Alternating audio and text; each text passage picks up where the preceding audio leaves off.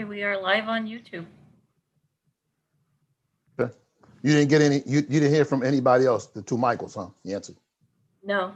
Okay, all right, well, we going. And they'll catch up with us. Oh, let me pull out my Put out your pad. bring out my agenda procedure. You got it? Yep. Okay, you ready? Yes. Okay, Let me start recording this one.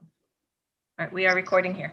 okay. I call this council meeting of April 20th, 2021 to order at 7:30 p.m.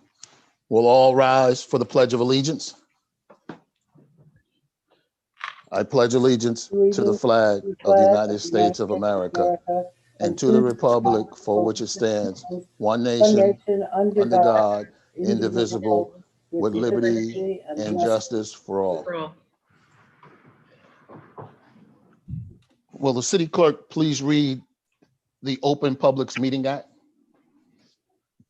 This meeting is called pursuant to the provisions of the Open Public Meetings Law.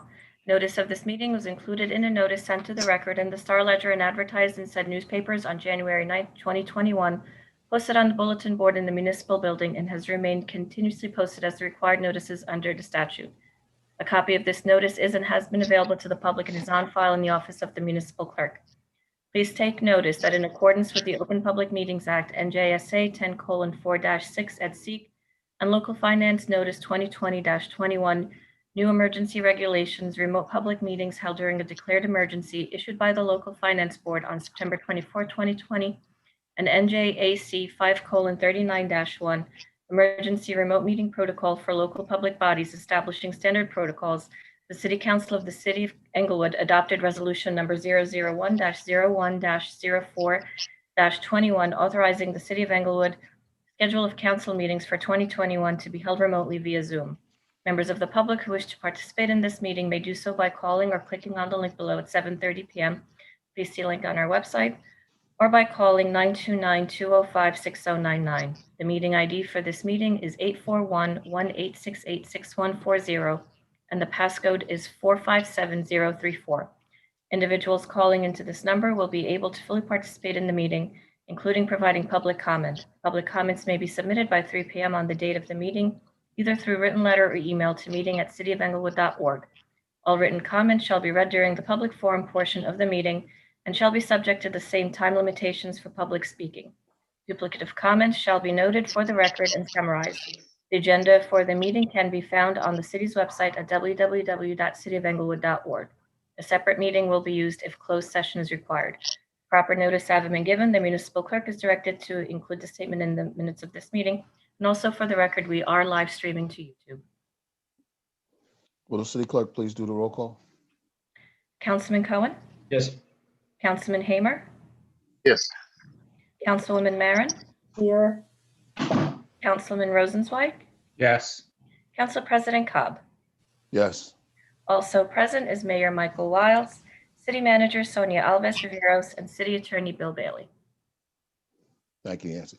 I'd just like to take a second to give my condolences to the Hamer family on the passing of Wayne's brother yesterday. Councilman Hamer, thank you for showing up and being a trooper today with that tragedy in your family's lap. And whatever I could do, please let me know. Thank you. Thank you very much. Now we have a presentation from the Deputy Chief Gary Bosch from the Bergen County Prosecutor's Office. And the reason why I asked the prosecutor to come is because, you know, there's a lot of misinformation out there, and I wanted the public, and I believe we want the public to understand what role that department is playing in our police department, and making sure that everybody understands what it is and what their roles and responsibilities will be, and get a view. And also, we will move to public session right after he speaks so that you have the opportunity to ask questions. But we have a hard stop at 8 o'clock because we have a very heavy agenda and some things that we have, some time sensitive things that this council has to address tonight. So with that being said, I guess Mr. Bosch is here somewhere. There he is. Going to introduce you, and you're on mute right now. Thank you, Mr. Cobb. I believe we also have here, I'm sorry, I'm Gary Besch, Deputy Chief of the Besch. Bergen County Sorry, Prosecutor's Office, and presently the Commanding Officer of the Englewood Police Department. I believe we also have Deputy Chief Jason Love, who is the incoming Chief of the Prosecutor's Office with Chief Angelotti's departure. Chief Love, are you on the line? I am, Gareth. Thanks. All right. First of all, I don't want to take too much time I know it's a cramped session. First, my condolences to the councilman. I'm sorry for your loss, as I'm sure we all are. I'm encouraged on a day like this that we're able to see that the justice system can work. And I'm happy about the news that we got earlier today. My name is Jason Love. I'm the incoming Chief of the Prosecutor's Office. I was reminiscing about fond professional memories that I had while coming up through the ranks, working with the Englewood Police Department, and they were always a standard of professionalism that I'm sure still remains today. So the deputy chief is going to go over some of the processes that we have in place, but I just wanted to be here to introduce myself to those that I don't know and see those familiar faces that I've met before. Thank you. Thank you. All right, thank you, Chief Love, and thank you to everyone for having me. So as Mr. Cobb said, by way of an overview, just to give the global picture, last year it was brought to the prosecutor's attention that there may have been some deficiencies with the internal affairs function of the Englewood Police Department. So our office did an audit, and they did in fact find some deficiencies, which led us to enter into a memorandum of understanding with the city of Englewood. Now that MOA allowed us to come in and supersede the internal affairs function of the police department and the internal affairs function only. Chief Suffern had full control of his department outside of internal affairs. We had been working our way through a backlog of cases and assuming control of new cases. And that was the scope of our function in the Englewood Police Department. With Chief Halstead's retirement in December, and then Chief Suffern's retirement in March, having two top officials from the police department leave somewhat abruptly, the table of organization wasn't sufficient enough to support the police department functioning in a healthy way on its own. So we had seen a little peek on the inside based on being there with IA, and the prosecutor felt that it would be most prudent for us to just assume control. Again, it was a cleaner way to do business. And we have done this before, unfortunately, with other departments, but had it not been for Chief Suffern's retirement, and I know Chief Suffern for years now, and he's served, distinctly for the city of Englewood, but by him leaving, we needed to come in and kind of shore up the table of organization. And just to give you an example of how deficient the TO was, we have 6 members of the BCPO working full-time to fill the gaps. I'm there as commanding officer. Captain John Booth, soon to be Deputy Chief John Booth, is basically functioning as the commander of patrol operations. Lieutenant Jeff Angermeyer is functioning as the commander of the support services bureau. Lieutenant Tara Jennings is running the internal affairs division, and she has 2, a detective and a sergeant from our office assigned to her full time. So that's 6 people we had to use to shore up the table of organization. So what are we doing there specifically? We are in effect just running your police department until, and hopefully the city can take some measures to, backfill some of what you need to get the place up and running and on your own again. So we are handling day-to-day operations. We are handling the administrative function. I am focusing on internal issues as well as external issues. Internally, we're taking a look at the the safety of the officers, the vehicles, the equipment, the PPE. We're reviewing policies. Externally, the matters of the city have been brought to our attention that we're trying to focus on. The homeless issue right now that was brought to my attention. Noise and traffic complaints at certain locations and venues. The clinic, the Metropolitan Medical Associates Clinic, I know has been a point that has needed to be focused on for some time. And the crimes that occur in the city. So we are just doing what we can to learn as quickly as we can. Obviously, there was no transition period, so we are just my team has been working hard to be brought up to speed. And first and foremost, the focus is the residents of Englewood and the well-being of the police department.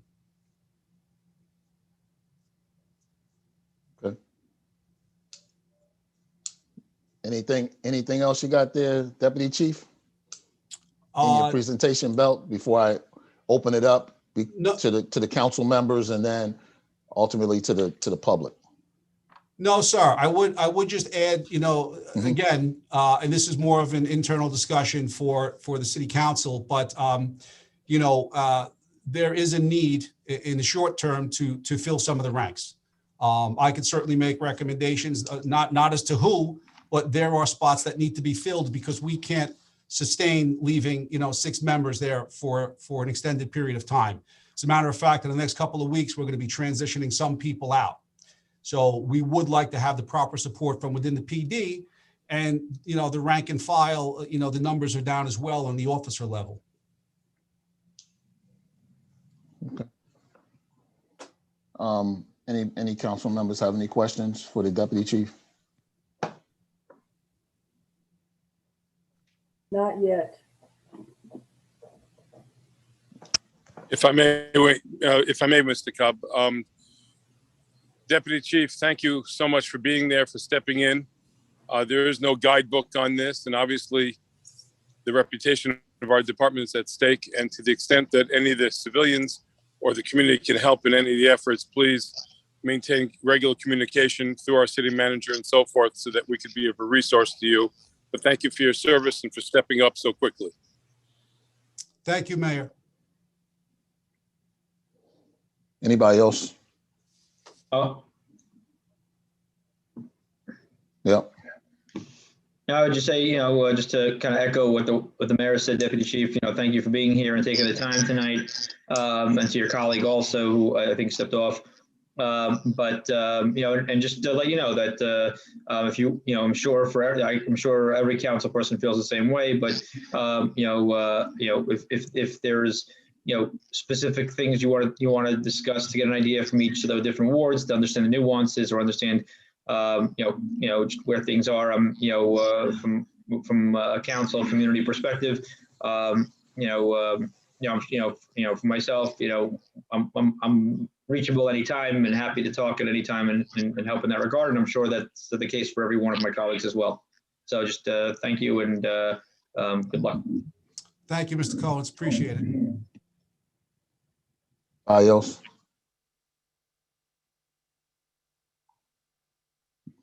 Nobody else? Well, Deputy Chief, I think it's important that we get regular feedback on how things are going. So we have some understanding of what direction this department is going and what its true needs are. As somebody said today earlier,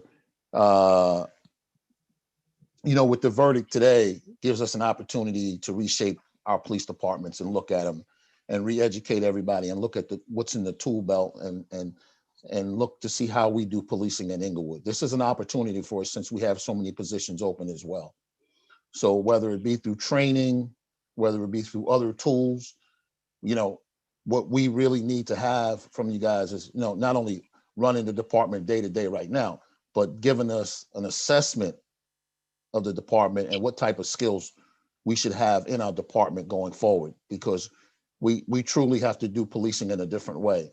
And the things that are going on across the country tell us that all the time. So whether it's training, whether it's how we hire people and the testing phases of those things and the tools that we need to have, I know I would like to get that type of feedback from you as well. Yeah, absolutely. I appreciate that. And like I said, this is new to me in Englewood here. So I'm still learning the city and I'm learning the police department and the mechanics of it all. But like I said, most glaring is just the table of organization. We can only, do so much having limited personnel. So increasing the numbers in patrol. Presently there are no proactive units to kind of quell some of the crime that's out there. And like I said, structure internally. What the public doesn't see so much is that with the proper structure at the top, right, additional captains and lieutenants, there's a better span of control and there's more supervision and more accountability.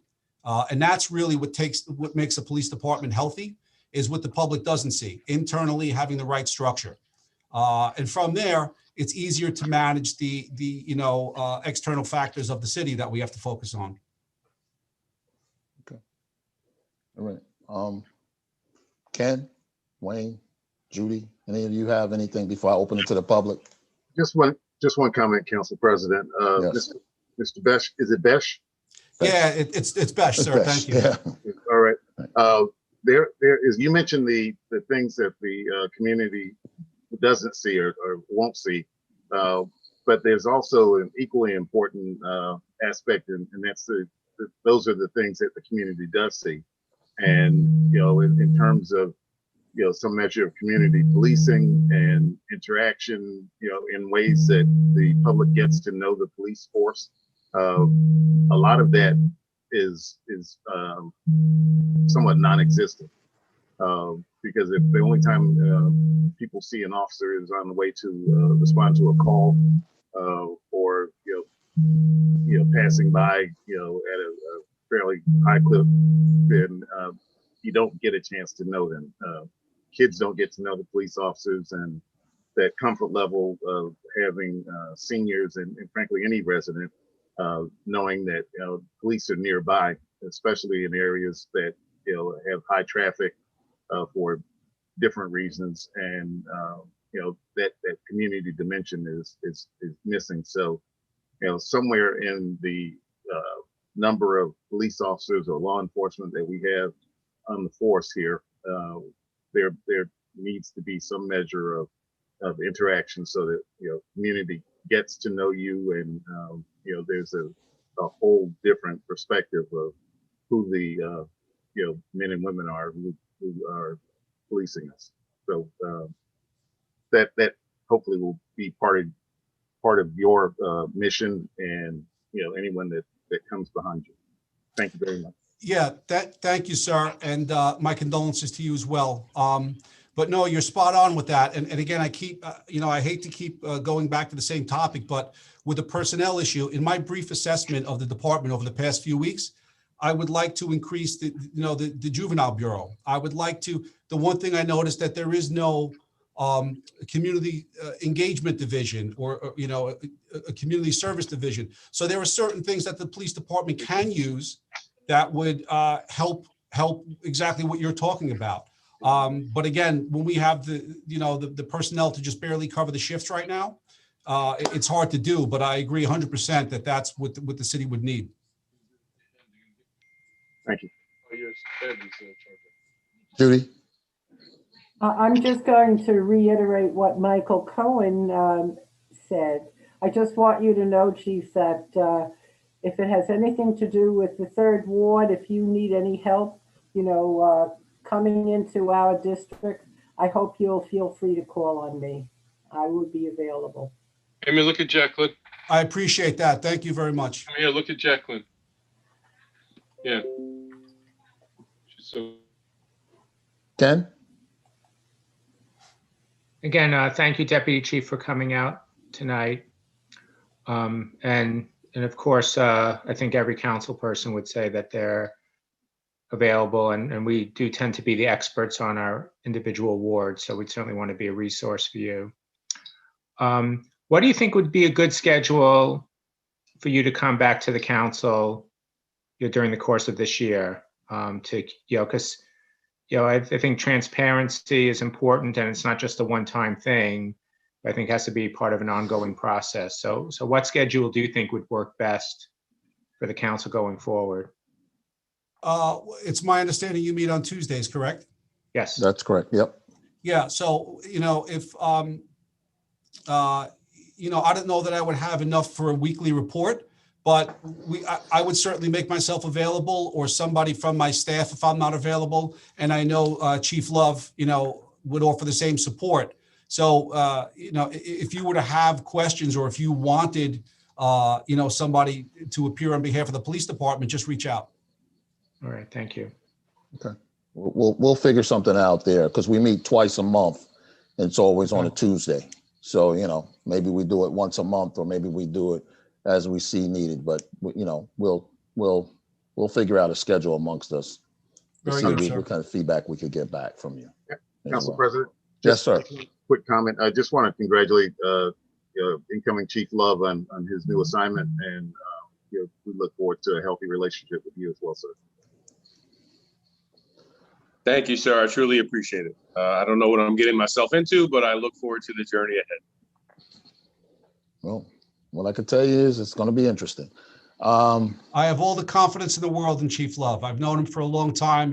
I consider him a friend, and I'm very fortunate to have him as my next chief. Okay, that sounds good. So what if the council members are all finished, and the governing body is all finished? What I'm going to do is open this up to the public, and what we have, and it's unfair, so I will move this and give the public. We will give it. I was going to do a hard stop at 8, so I got to do a hard stop at like 8:15.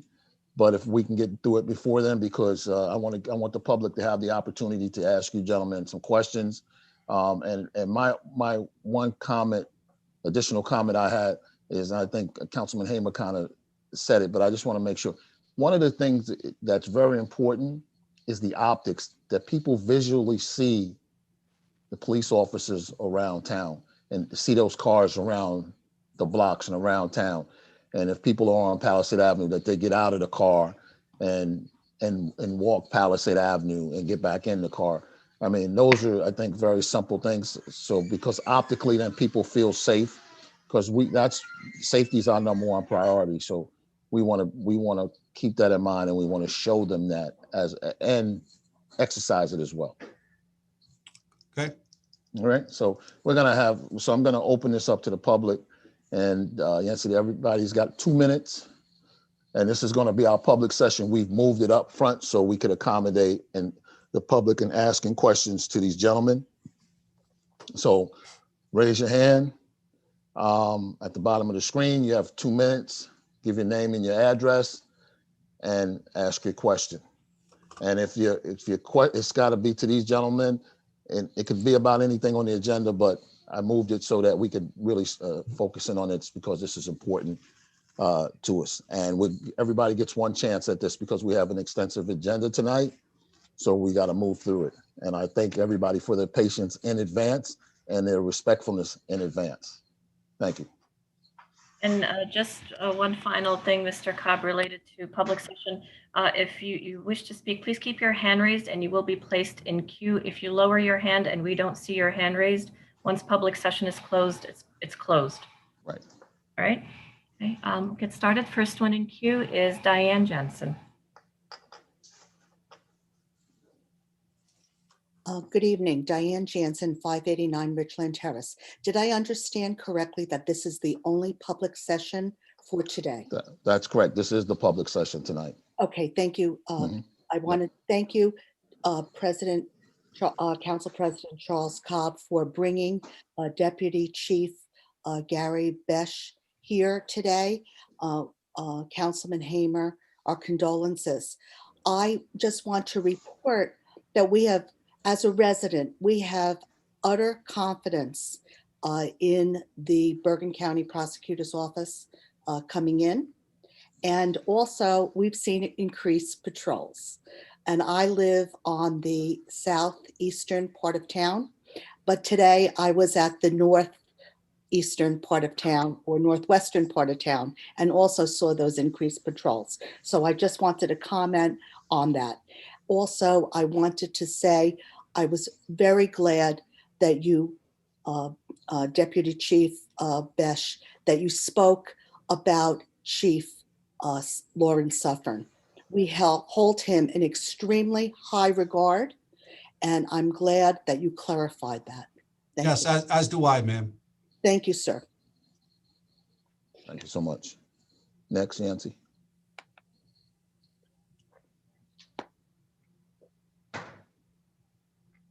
Okay, next is Ainsworth Manon.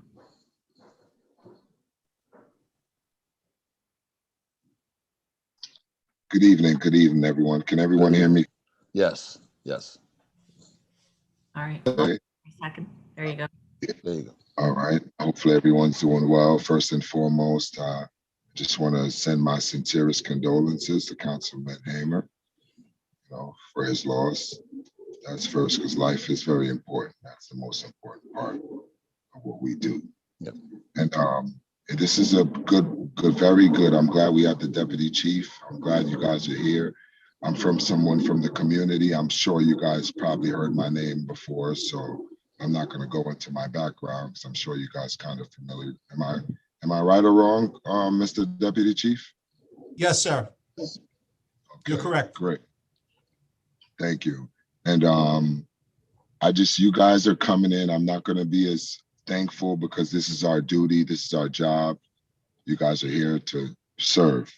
One thing I do understand, and I want to have faith in the prosecutor's office. I would love beyond this Zoom for me and you guys to really sit down and have a one-on-one talk.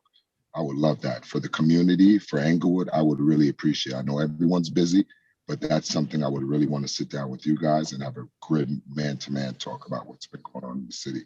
Because I know you guys came in, but you guys are hearing everyone else side. You guys need to hear the citizen side. All right, you need to hear the community side, and I think I have a good voice and good background on what's going on with the community. And we had that case with Fred Police. His lawyer got dismissed, and from what I'm understanding, he's back in uniform now in Englewood PD. Am I correct? Can you? Yes, I can confirm that Lieutenant Police is back working. And we talked about transparency, and there was a lot going on with this case. I was witness to. I just really need, and the community needs an explanation for what transpired outside of his lawyer getting dismissed, and how come he's just back in uniform. What happened in court? No one knows anything. We need to know that. We talked about transparency. This should be transparency. The citizens should know, because this was a big deal, as you know. And for time went by, and a lot of people don't know, but I know. And what's going on? How come we as the citizens don't know what's going on? And we need to know that. So I just want to have a conversation with you guys. I think I've earned that by now. I'm out for peace. I'm out for justice, and I want to work with the people that say and believe in everyone being treated the same fairly. So if that's what you guys believe in, and everyone's giving you guys a lot of praise, we need to see that in our town. In Englewood before you guys step away. That sounds kind of sufficient. Yeah, Mr. Minot, I favor transparency myself, unfortunately, and I think you know this, with internal affairs investigations, there's confidentiality. So I can't speak to the specifics of Lieutenant Police's case. And I also cannot speak to the settlement that he or his attorney reached with the city of Englewood. So how do residents and citizens like us understand who do we get this information from without it being some kind of political or, legality? We need to know what's going on. We talk about transparency, just like these officers' records, this immunity. We need to know what's going on, because we can't have officers with 20 strikes and still out here. And even with what happened with me, and we're not going to get into specifics, but things happened, and there's a lot of behavior. Someone doesn't have to get murdered to be mistreated in our community. And yes, I didn't lose my life, but it shouldn't take that for us to understand what's going on, for us to try to do and work towards making things better. And that's what I'm about. And I hope you're on the same page. And I hope we can work together in some capacity. If you guys really truly believe in community and community policing, just like the mayor didn't believe in it. But all of a sudden, certain things happen and he now believes in community policing. Because there's no way someone from their community that everyone knows gets assaulted over words being exchanged, get assaulted over control or whatever you want to call it. That shouldn't happen. There should be dialogue, dialogue, and dialogue. Not a stranger, born pretty much and raised in this community, doing some things over and over where you know the expectations. So we have to have some kind of gauge or how we're going about handling our community, communicating with our community, and showing our community the proper love that everyone else gets in society. Am I making sense to you, sir? Yeah, absolutely. You're making sense. And to your point of transparency with the community and the public being, having a right to know, over the past couple of years, Attorney General Graywall passed several measures and directives that spoke to more transparency with policing, and in particular officers that were either brought up on charges or other violations. So there has been an increase in transparency with certain cases regarding internal affairs. But unfortunately, the Lieutenant Police case does not fall within those parameters. And I can't disclose, again, the particulars of his case. Okay, that's understandable. And my last thing, I know I'm pushing my time. My last thing is just like, moving forward, I don't even care about myself. I got my own issues with with stuff that's going on, but that's baby stuff compared to the bigger picture, because that's what I'm here for. I'm not worried about myself. I'm worried about my community. I'm worried about society. What can we do? Are you willing to work with me to make things better in front of everybody? Are you willing to? Because I'm extending that olive branch, and you know what I've been doing. I want to do the right things. I've been trying to do the right things all my life. What can you do in your position? How can we communicate and come from both sides to make things better? I want to what because I don't want this to end just off this conversation. I need an email. I need a number, something. This can't just end here. Hey, Deputy Chief, why don't you and Mr. Manat exchange contact information and you guys arrange a meeting where you can spend some quality time with him and you can walk through all the issues or concerns that he had. What can you do something like that for him? Yeah, Mr. Cobb, he can call the police department tomorrow and ask for me. I've returned phone calls from Englewood residents so far. I've had dialogue with other members of the community. And, the only way to effectively police is to listen to the community. Right. So I get that, but he can call the police department and I'm willing to have a dialogue with him as well. Okay.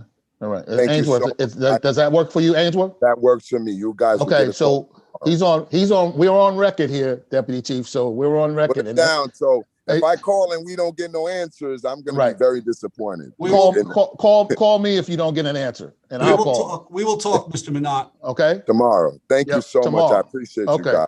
Appreciate your time. Mr. Chairperson, if I could just interrupt for 1 second. Yes. Chief, speaking towards Mr. Manat's concerns, what we won't do is have discussions after a horrific headline in a newspaper. We're going to build these relationships and put some equity into our community before these things tragically happen.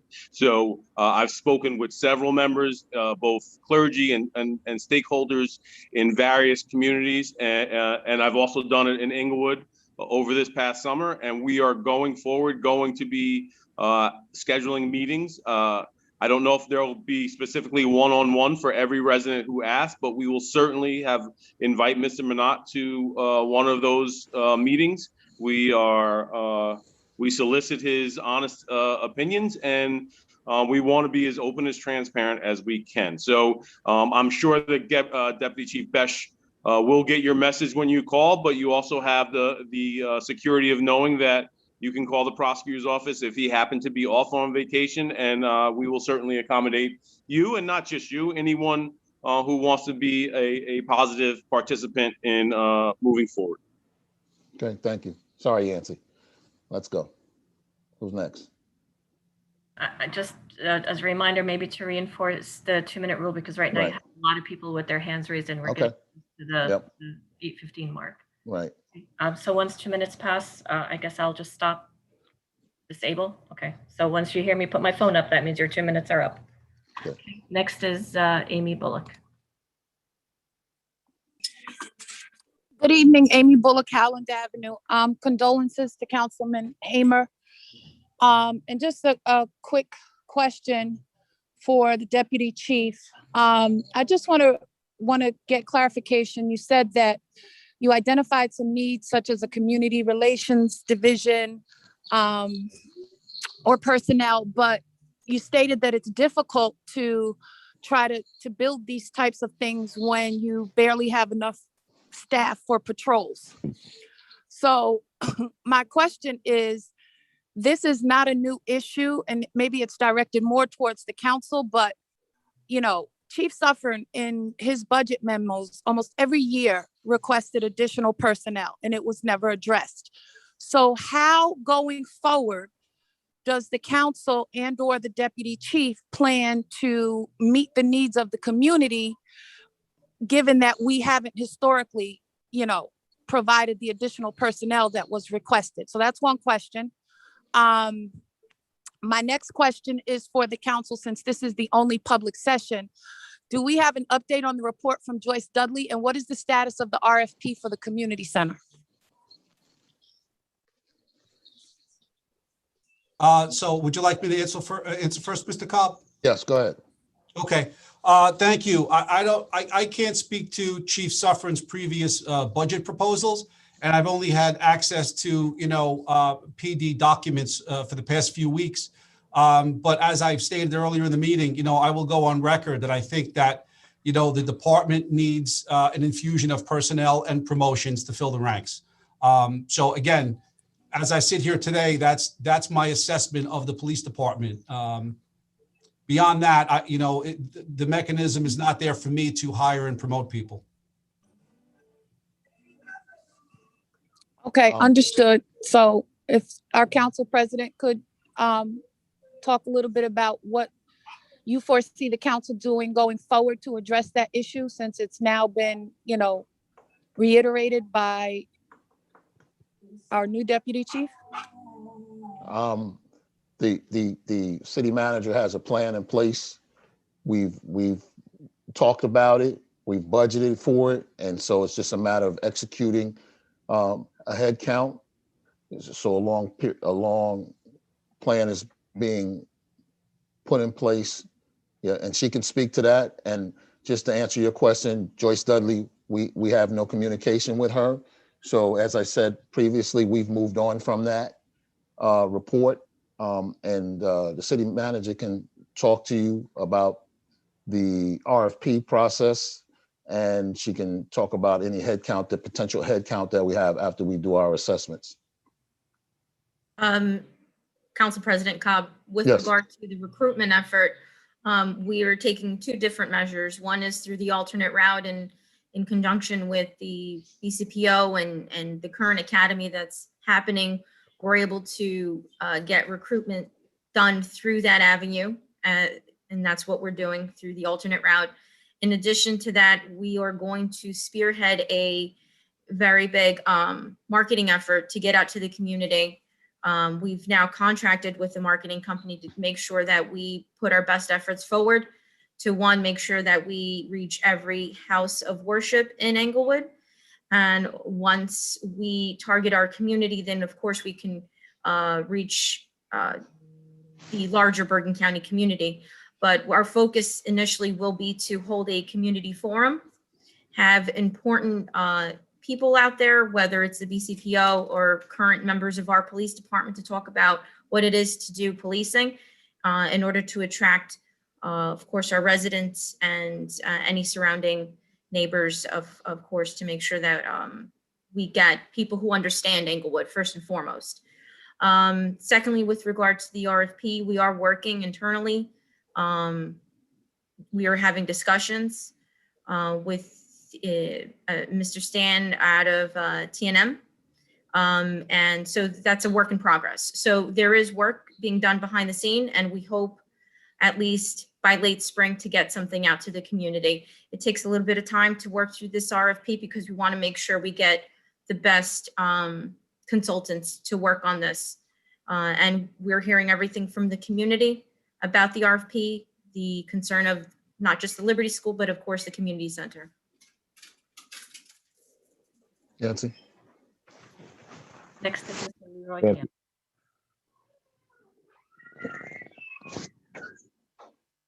Good evening, everyone. Can everyone hear me? Yes, Leroy. Yep. Good evening. I guess this is more of a concern, and this concern is for the deputy chief. Because, and my concern is within your department, sometimes your highest ranking officer is not always the best candidate to become the next chief of the city of Englewood. And I say that to say that in Tenafly, a few years ago, more than a few years ago, they took a sergeant and made him chief over lieutenants and 2 captains. So let's be mindful of who we put in control of this city police department moving forward, because it has to be someone that has the concern for the people and the city of Englewood. There's too much driving in, driving out, and no concern for the citizens of the people of Englewood.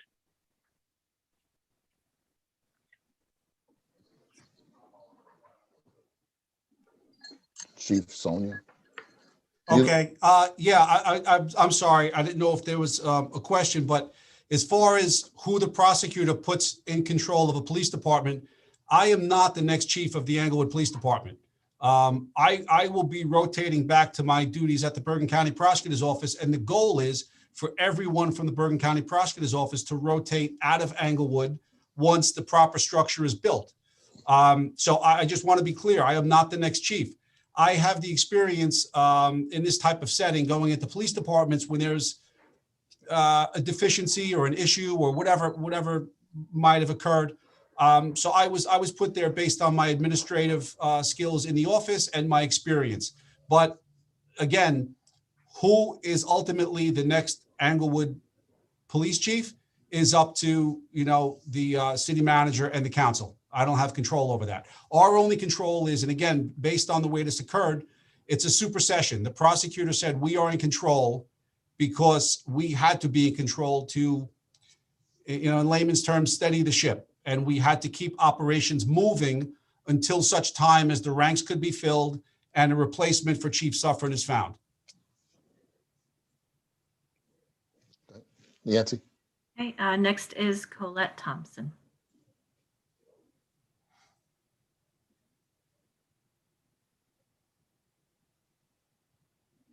Hi, Colette Thompson, Howard Road, Englewood. No yelling, not gonna scream. Since people think I'm like this crazy person, I'd like to scream on when I have something to say, but real quick, today after the George Floyd verdict, I had to go to ShopRite to pick up some groceries. I'm driving down the Ave, excited, driving down the Ave, happy, roll down my window. Yay, boop, boop, people blowing their horns. We all happy.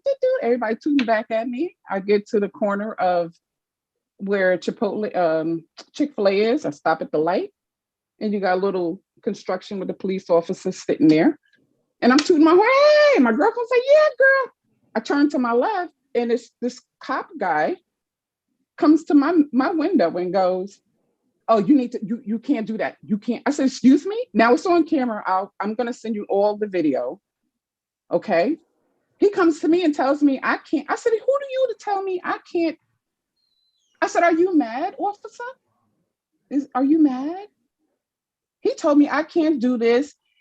So we have words. And when I send you all the video, you will see. I'm not sure why he came to my car and told me I can't celebrate George Floyd. I'm not sure. Either they're mad or no, not either. They're mad, and that's fine. But you know what, guys? You guys can sit here and be, kumbaya right now, because I'm looking at every last one of you right now. What y'all doing? What y'all doing for us over here? Over here. What are y'all doing? What are y'all doing? I get stopped by a cop on the avenue because I'm peeping my horn, which everybody else is blowing their horn. And he has something to say to me. I will send you guys the video. Okay? Please send it to us. I will. Trust me. If there's a complaint about officer conduct, we'll certainly review it. Okay, Mr. Cobb, it's 8:15. Do you want to continue or? Yep. Because we want to get these people, because while we have the deputy chief and the captain here, let's take advantage of the opportunity to have these gentlemen here. Now up to 4 people. Okay, next is Jay. That's all it says is Jay.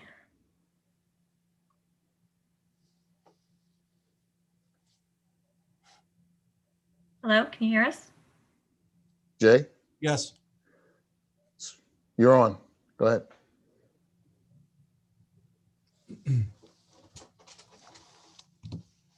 Jay, go ahead. Hello, Jay. Is he on, Yancy? Yeah. Can you see? Jay? Jay, can you hear us? You had your hand raised, Jay.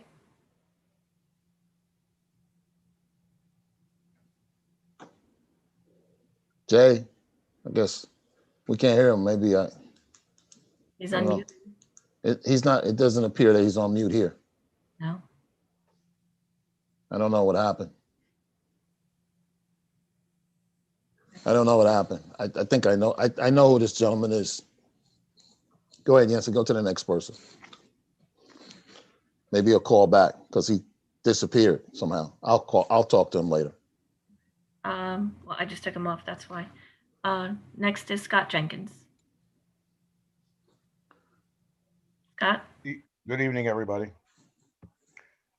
First of all, I'd like to say congratulations to Jason Love. Jason, very familiar with you, as most people know. I worked with your dad for many years.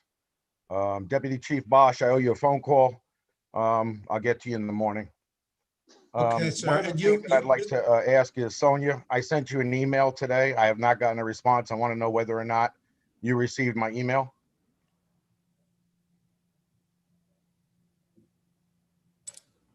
I have, along with the prosecutor's office. Okay. Sonia, is there a reason why you didn't respond back to me and say that you received it? Is that something that you do often? Because I've spoken to a couple of people in the public, and we are now becoming concerned because you're not replying to people in any kind of an expedited manner.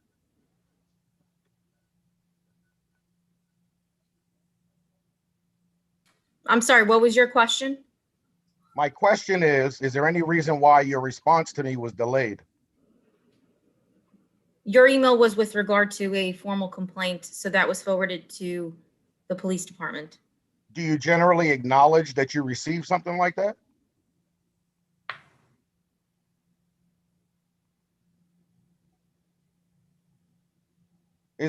Can she hear me? Can anybody see if she can hear what I'm asking her? Sonia, can you hear him?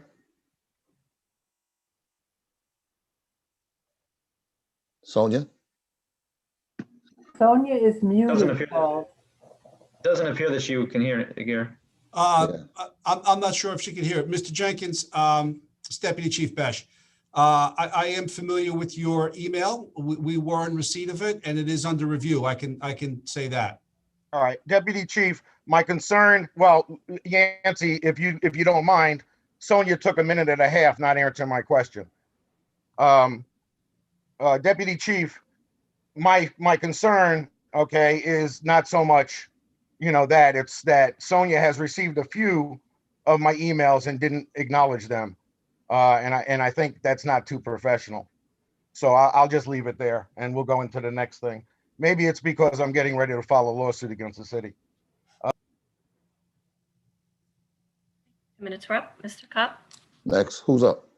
Horace Ragbeer.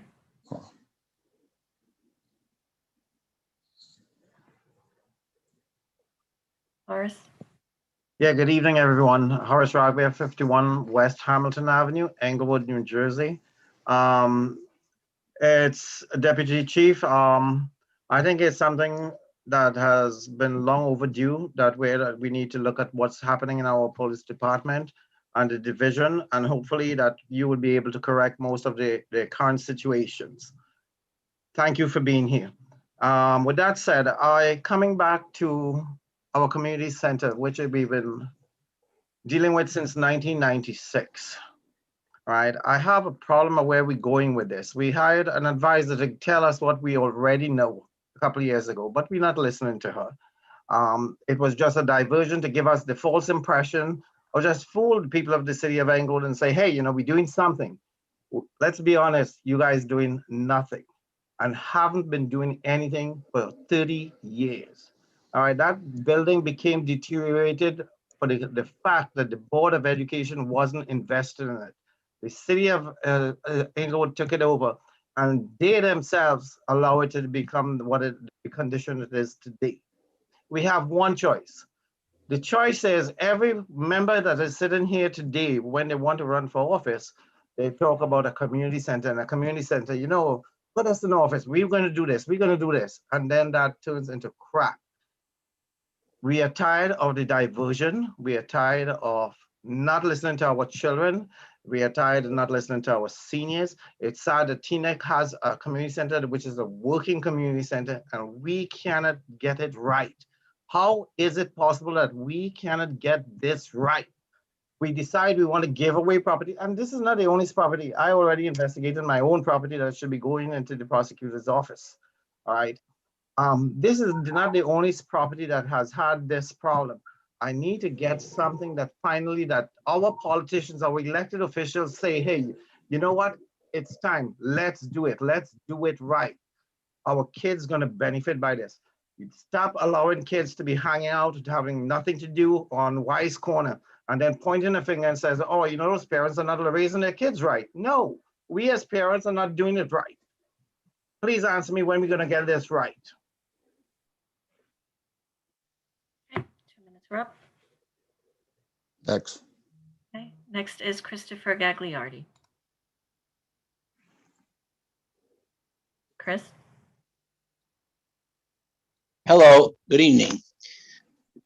First of all, I'd like to extend my condolences to Councilman Hamer on the loss of his family member and know that it will be in the prayers this evening. Thank you, Chris.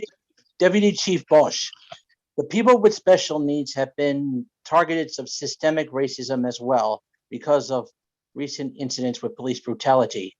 And the innocence of those with special needs have been lost because of this.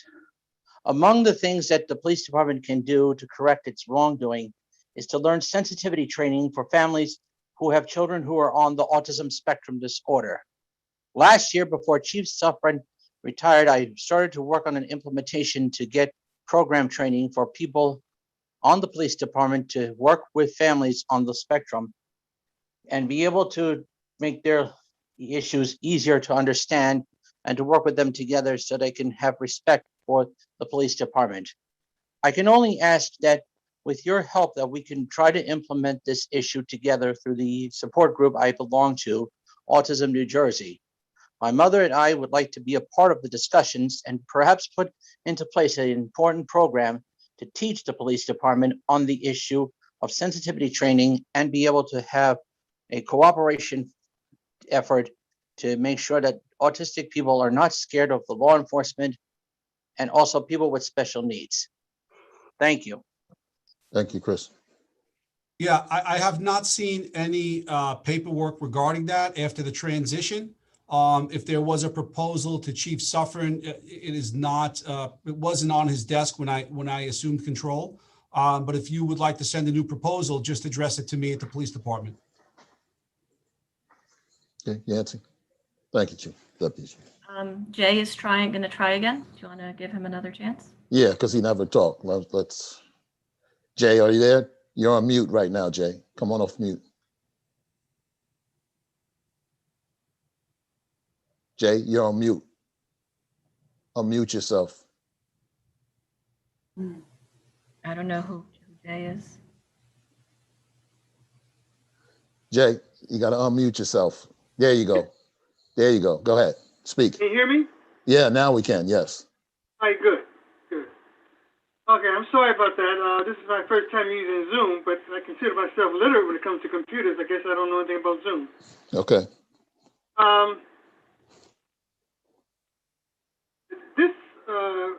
What I wanted to bring to the members is the property of 320 Shepherd Avenue, which is a vacant lot.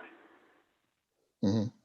And my wife had written a letter to the members of the council July 24th, 2019. I don't think other than Council Cobb, he and I spoke yesterday, and I gave him a copy of that letter.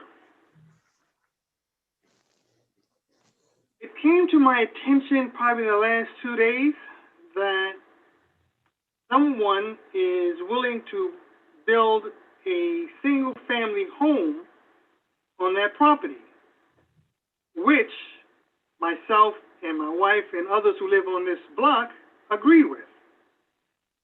However, we understand that they're going to have a group home there, in which we feel that we have two current group homes on this block.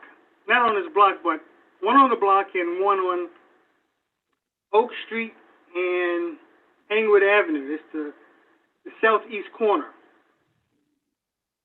And the gist of my conversation is, has anyone decided to put a group home other than the 4th Ward, meaning Ward 1, 2, or 3? My wife's letter addressed this issue some time ago. And I don't know, I feel that the letter that she wrote, maybe it's because the council members had turned over. And maybe that's an issue of current issues are not being transferred to the newly elected members of the council board. And it should be. If outstanding issues are not being transferred, then the board is not going to know, and some things could take place that should not take place, such as building a single-family home for the purpose of another group home. So Wayne Hammer lives down the street from me, and he's very much aware of, I think the address is 354 Shepherd Avenue is a group home. And as I just mentioned, about a block away, Englewood and Oak, there's another. So the members are a little distressed that they heard from the grapevine that there will be another group home built on 320 Shepherd Avenue, which is just 5 homes away from 354 Shepherd Avenue. Has anyone are aware of the current issues with 320 Shepherd Avenue? Hello? Councilman Hamer. President, let me speak to this. Hey, how are you doing? Yes, the most of the council is aware. 2 new members may not be, but the city attorney probably can add something to this conversation. There's been dialogue between the Department of Community Affairs in Trenton and the city administration, relative to this situation. What appears to be happening is an attempt to cluster group homes in a particular area. There are other group homes throughout Englewood. It's not just the 4th Ward, but it certainly is a clustering effect if this is allowed to go through. So there's been a proposal for a meeting, and I guess I'll let Mr. Bailey speak to what his office has been doing and is doing. But this is hopefully not over with, and there still can be some activity done to make a change here. Mr. Bailey. Yes, yeah, to follow up what Councilman Hamer said, my office has been in touch with the DCA on this for quite a while, actually, certainly pre-pandemic, and maybe even back to 2019, to explain to them the concentration, as you gentlemen have pointed out, of these homes and what have you. We are trying to set up a meeting, but to be frank, bear in mind that the city has limited jurisdiction on this. This is a project being funded by the State Department of Community Affairs, and we're trying to do our best. However, there's only so much authority we have with respect to this issue. But we are trying to set up a follow-up meeting with them. But we brought this to their attention a year and a half, 2 years ago, when this first came up. Okay, thank you, Mr. Bailey. Yancy. Mr. Aguirre has his hand raised again. No. Same policy. Right. If that's it, well, we're going to close the public session. Oh, what happened? Ricky. He's one more. Let him go because he didn't go, and that's it. You want to let him go? Yeah, let him go. Ricky? Let him go. Let him go. Yeah, hello. Yes. Yeah, my question is just for the deputy chief. I want to know if you're here in Englewood to take orders from the politicians, or if you're going to do what a law enforcement officer is sworn to do. There was a problem before the chief left with the towing ordinance, and the counsel and attorney could fill you in on this. The chief took it upon himself to allow unlicensed towers to operate on a license that's been expired since 2016. The city has not issued any tow licenses. Back when Deputy Chief Halstead was the head of professional standards, I approached them with what I uncovered, which was a conspiracy to target, ticket, and tow only in the minority parts of Englewood, the 4th Ward. The chief did nothing. And I hope, sir, that you look into this ongoing catastrophe that continues to target minority motorists, okay? I believe that the least interaction that people of color have with police, the better. And I hope that the politicians are not going to direct you to go in the other direction, because again, if you talk to Bill Bailey and you talk to the new city manager, they should all know about this, as well as members on the council. These men are able to rip people off, charge them cash in violation of their consumer affairs guidelines, and it's been going on for many, many years. So I hope as you take the reins of the Englewood Police, you are going to work with the citizens to ensure that this practice ends. Thank you. Thank you. Yancy, that's it. We're going to close the public session. There was one more person, but We're over. We got to close this public. Who's that? Janelle Johnson. Yeah, let her speak, and that's it. We're not. That's it. This is the last. We're taking one more, and that's it. That's it. Johnson. Hi, good evening. Hi. My name is Janelle Johnson. I'm sorry I joined a little late, but I just wanted to give some praise actually to the city of Englewood. I don't know if anybody rode past McKay Park today, but I just wanted to let everybody know that through the Recreation Department and the POP program and the funding from the city, we were able to serve 60 youths who came out today and played flag football.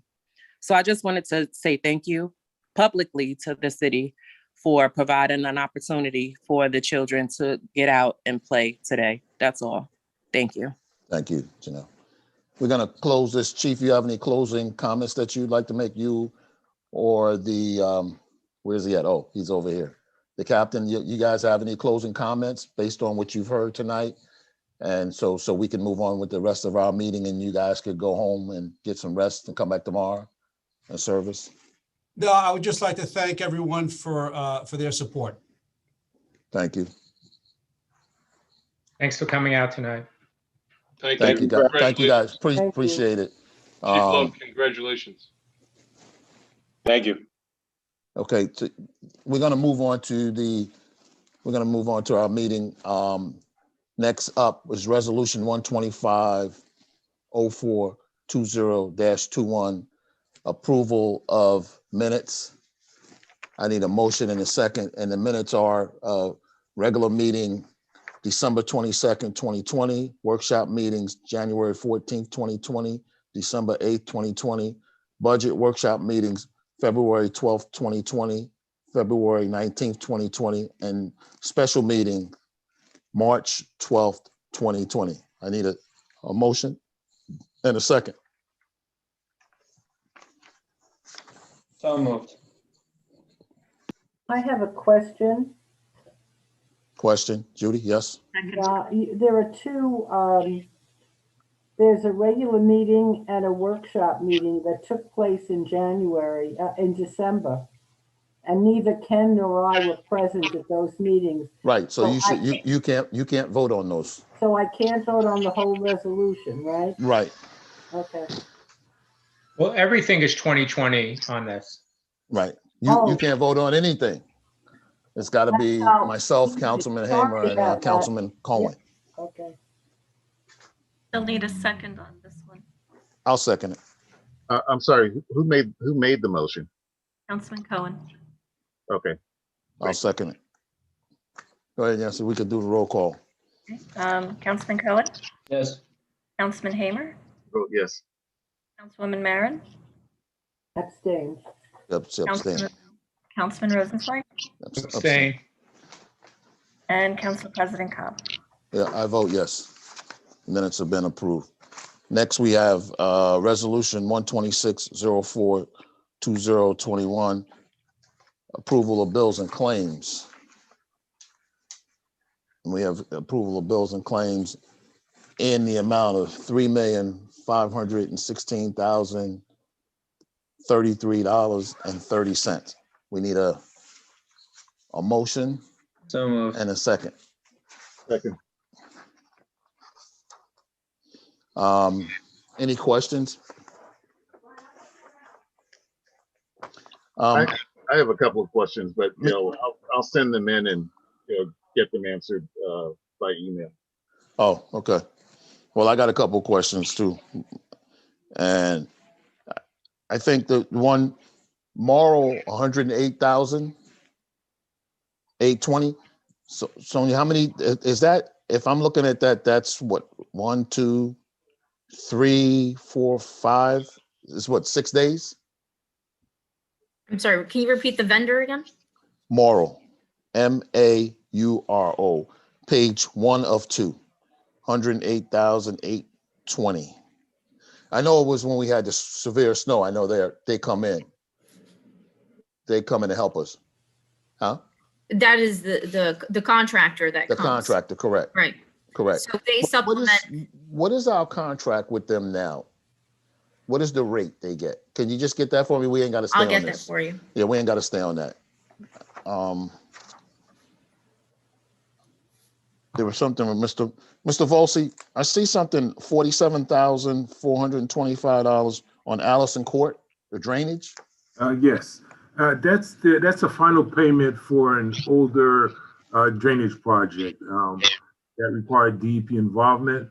The street banks were eroding significantly, and to the point where they had some private properties in jeopardy there. There was some delay. Again, DEP was involved, so that's basically finalizing that project. It's completed, so this is the final payment for the project. Okay, and and then we have also on that same page $33,900 for Spring Lane emergency drainage. We had something fall in. Spring Lane has some older pipes in there. We had actually one of the drainage lines collapsed, and Dutra came in and did some emergency repairs for us. So that's one of the roads that we're looking to revamp. Do we have a contract with Dutra? No, they actually, what happens is they respond very quickly whenever the DPW has an emergency project app. They seem to be very responsive. They seem to be the first one, on the scene, and many a times they're also the lowest bidder. So, yeah, they tend to pop up a lot, especially if it's a real dangerous situation. The DPW sort of hires whoever can come up first if it's a danger to the public, especially, and they seem to be very responsive. So they're just a reliable vendor, right? Yeah, right now they seem to be very reliable. Okay. I have an answer on the plowing. Yes. For you. It's $185 an hour for the dump trucks and the roll-off trucks. There's a loader that they charge $220 an hour for. The $185 an hour, and the roller they pay how much? The roll-off is $185. The loader is $220. 20. The loader. Yeah. Okay. All right. Okay. So. Okay. So. Okay. We need a roll call then, Yancy. If no other questions. Councilman Cohen. Yes. Councilman Hamer. Yes. Councilwoman Marin. Yes. Councilman Rosenzweig. Yes. Council President Cobb. Yes. I declare the motion carried and the bills and claims duly approved. We have nothing for ordinances for public second reading, and we have ordinances for introduction, first reading. We need a motion to introduce ordinance number 2104 entitled an ordinance amending ordinance number 20-04 fixing the maximum annual salaries to be paid to officers and employees in unclassified services of the city of Englewood as of January 1st, 2021. Mr. Kaufman, could you explain that to us?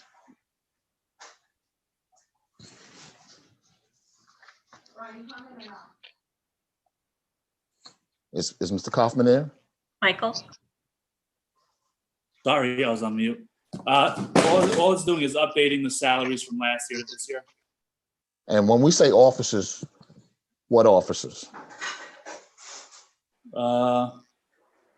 It just means employees.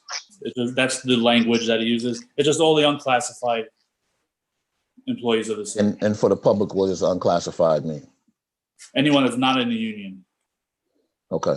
And an example is? The city manager, the director of human resources, the clerk, the CFO, the engineers, department heads. So what do we need? We need a motion in a second? I have a question. Yes. Excuse Judy. me. Yes.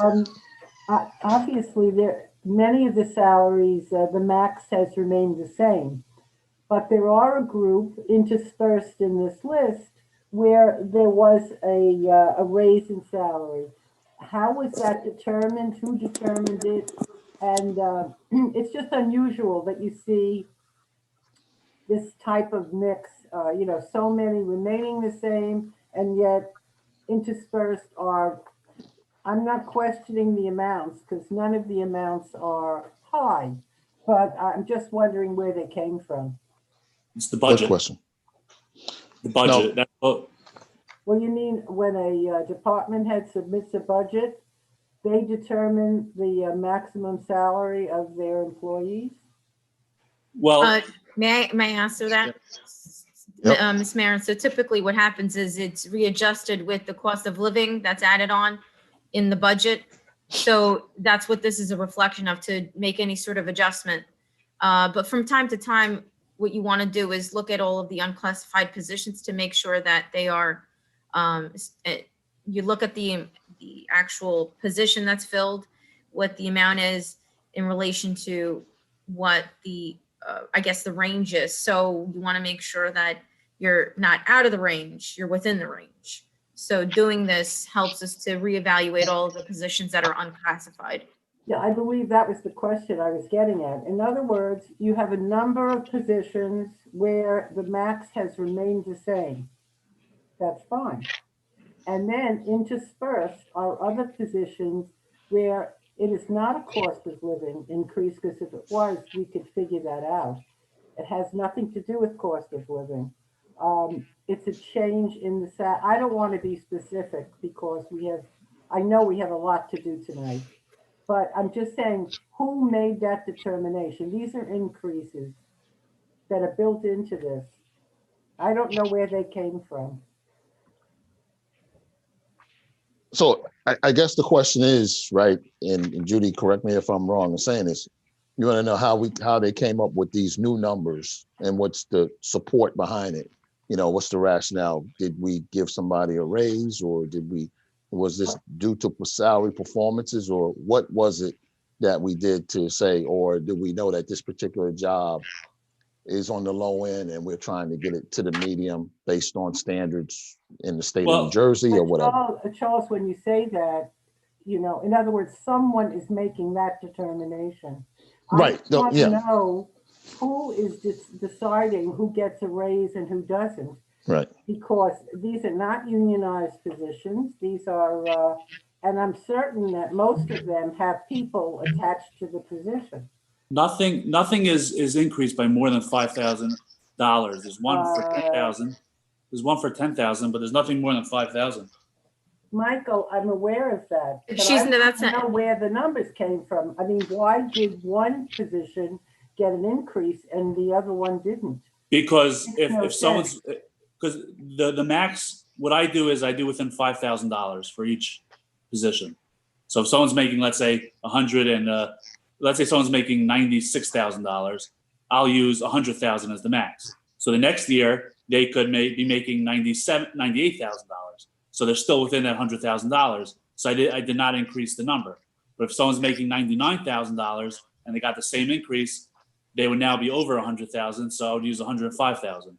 So that's why some show increases of 5,000 and some don't show, depending on where their salary was the previous year.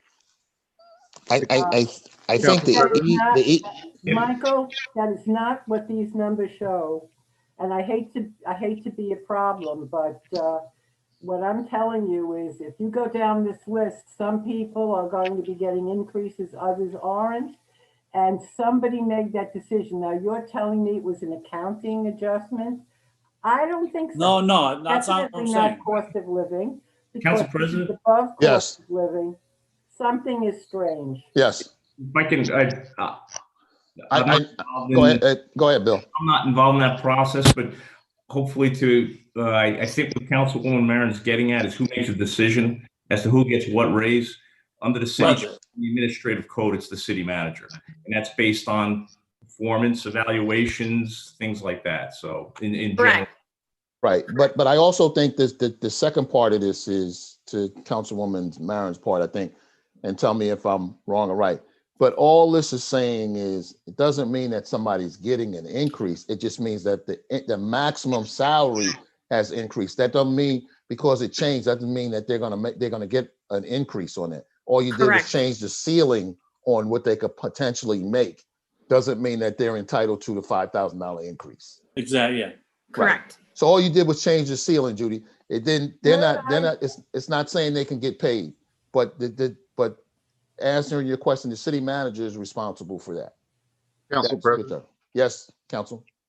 Just to interject for a second, this is just what you said. It's an account.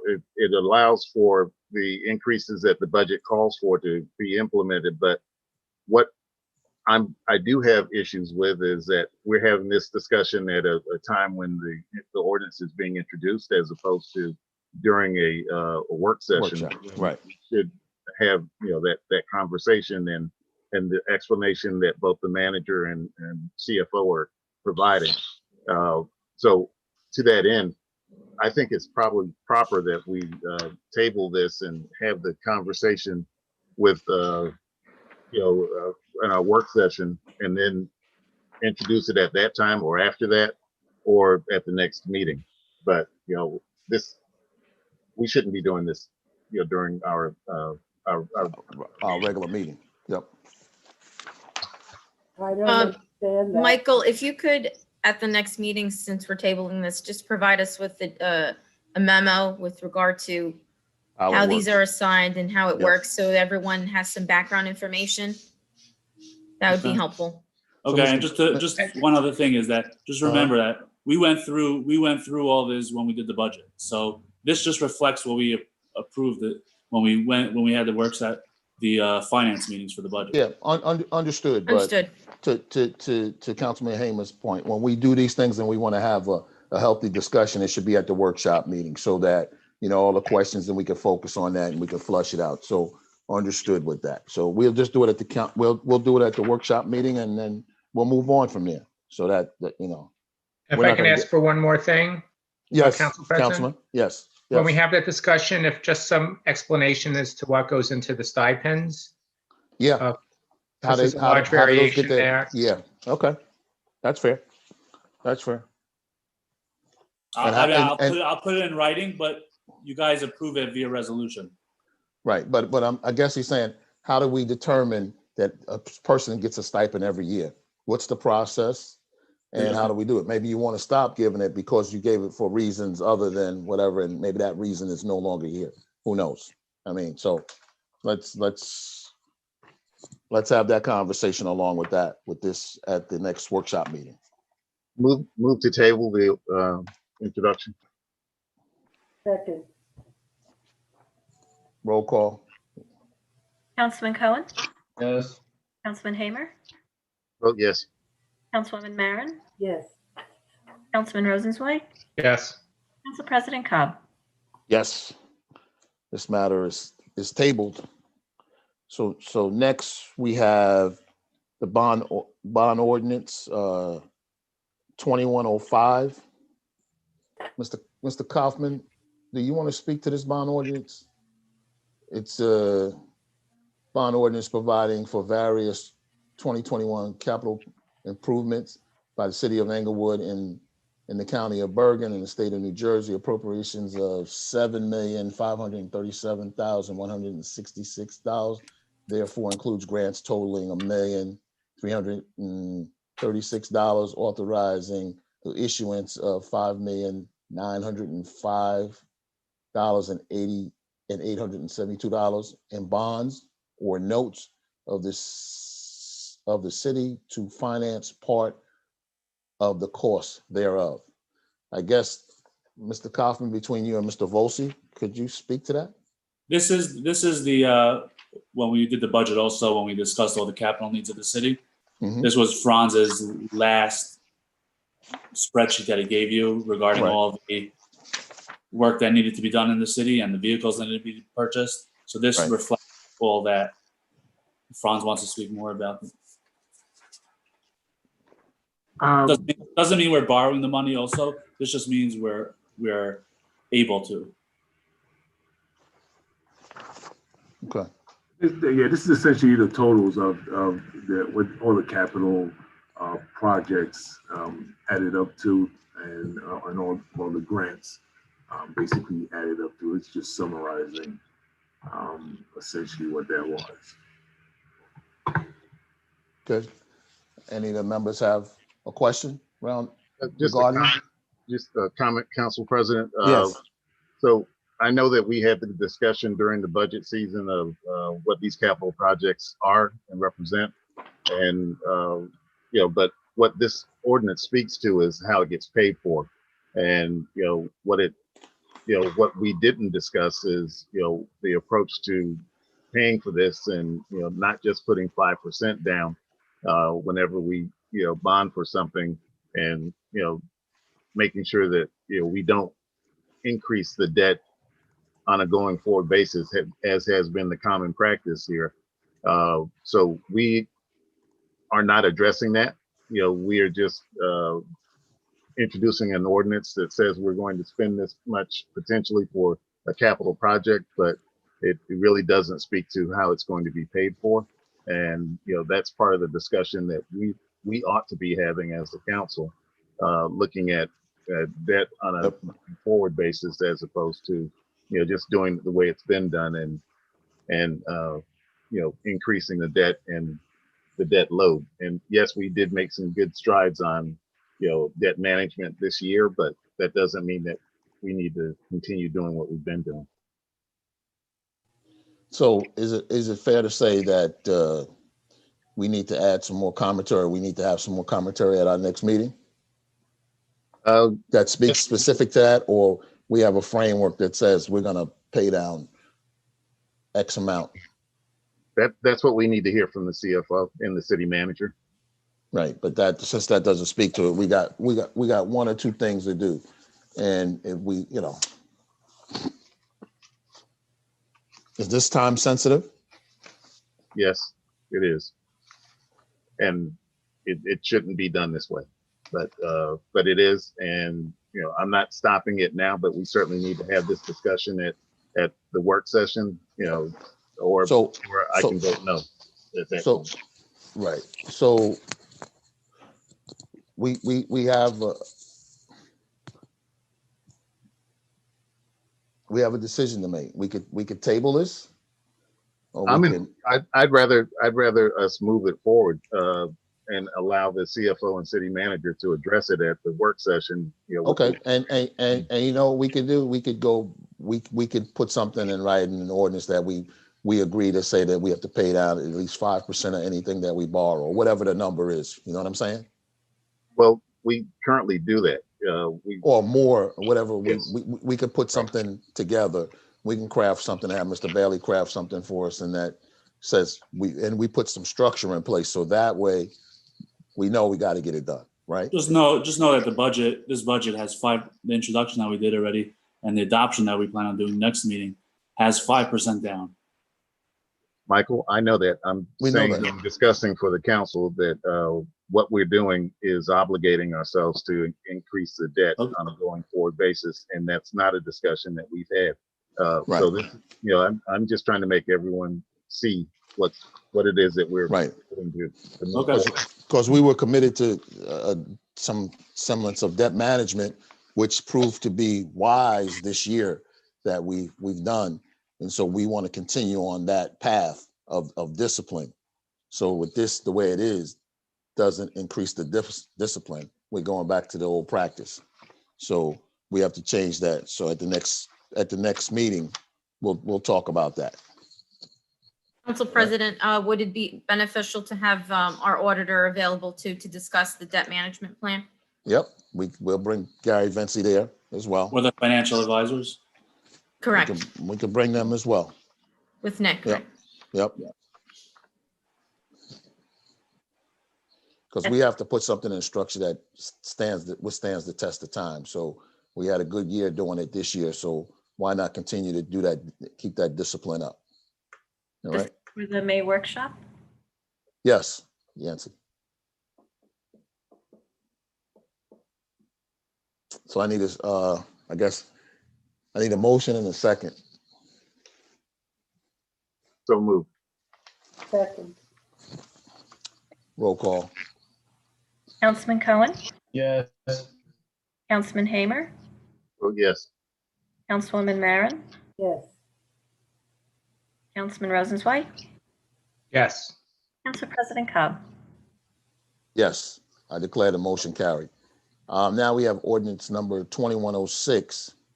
If I may, Council President? Yes, Mr. Bailey, I was gonna just read that and then hand it over to you. I was actually going to ask for a motion to table this because one of the exhibits to the financial agreement that's referenced in this ordinance is a meets and bounds description, a legal description of the property in question. That needs to be finalized, so it's really not ready to be moved. I thought I'd have it by tonight, but I do not. Okay. All right. I'll second it. Roll call. Nancy. Councilman Cohen? Yes. Councilman Hamer? Yes. Councilwoman Marin? Yes. Councilman Rosenzweig? Yes. Council President Cobb? Yes, this motion has been tabled. Next, we have public comment on agenda items only for resolutions 127, 128, 129, 130, 131, 132, 133, 134, 135, 136. Yancy? Same rules, 2 minutes. Once you're 2 Same minutes. rule, except 2 minutes. If you're not, then we cut it off. Because we have, still a lot to do here. Sorry, go ahead. And it's only on these resolutions. The comments, it's only on these resolutions, 127 through 136. 2 minutes. And Yancy, you have 2 minutes, you can move on to the next person, please. Okay.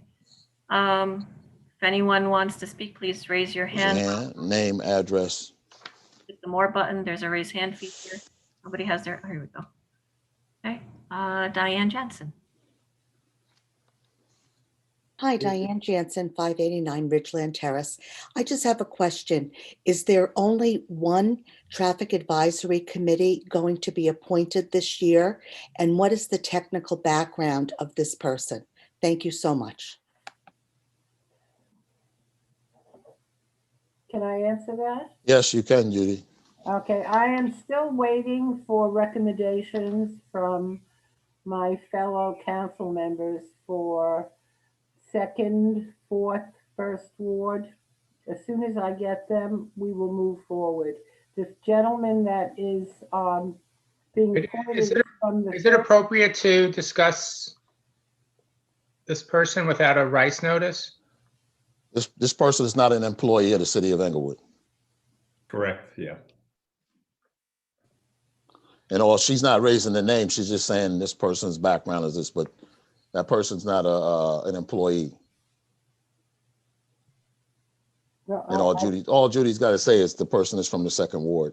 He's in the 3rd Ward. 3rd Ward, I mean, I'm sorry. 3rd Ward, and he's very knowledgeable when it comes to automobiles. And as I say, he's lived in the 3rd Ward for about 10 years. All right. So, but you also said you're waiting for some responses from some other council members, right? Correct. Okay. So some council members need to get back to Judy on the traffic advisory. Yancy?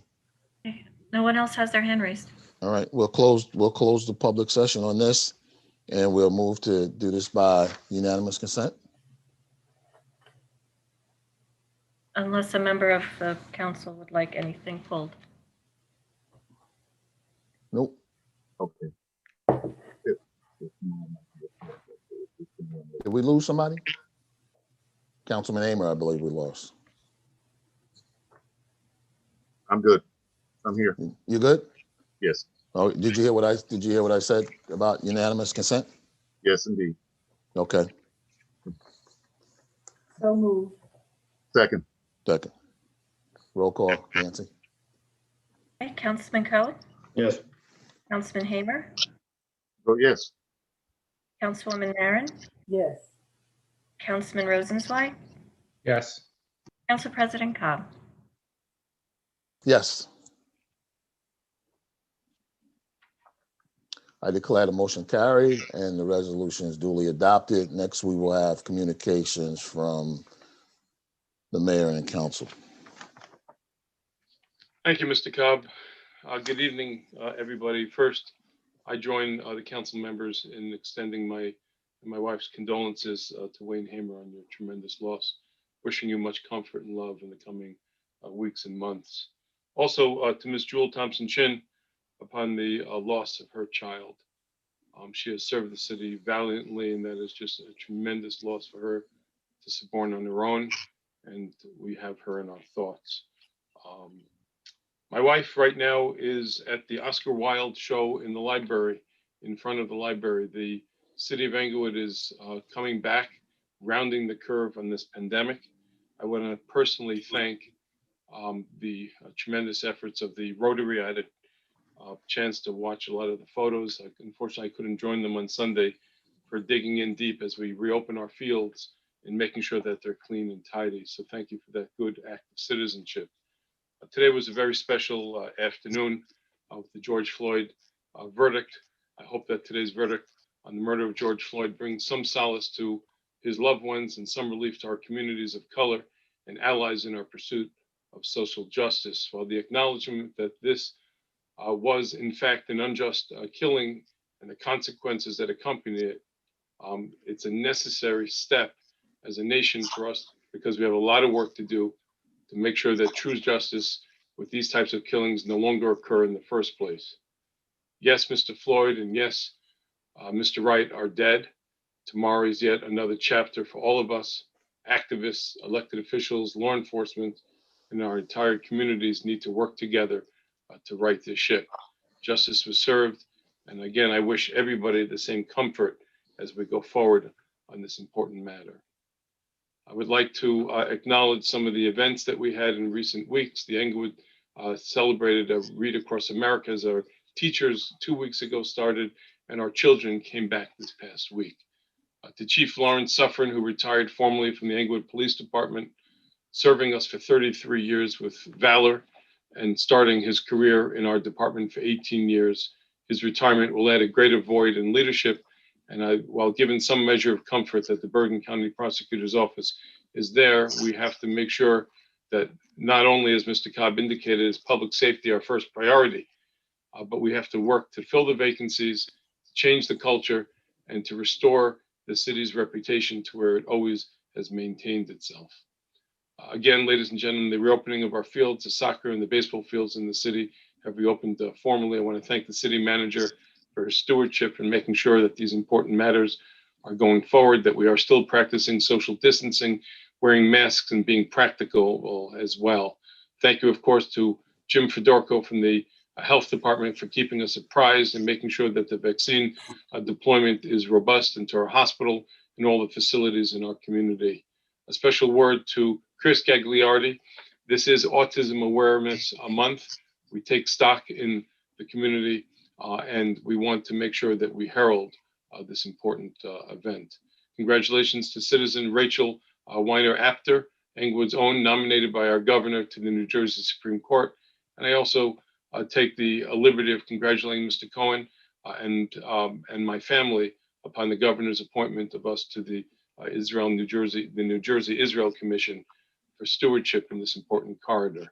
Welcome back to Black Box Performing Arts Center for what they're doing to keep us experienced and focused on Shakespeare in the library, and of course for the library's stewardship and hosting my Coffee with the Mayor, where everybody is welcome to join us Friday at 11, where I go into some of the nitty gritty of some of the things that are affecting Englewood. Of course, you're welcome to watch it afterwards in the course of the weekend. Upcoming, we had the Memorial Day ceremony, which will be virtual. If you have a story to share with us, please reach out. We're trying to make sure that we memorialize a lot of the history of the city of Englewood and get it forward.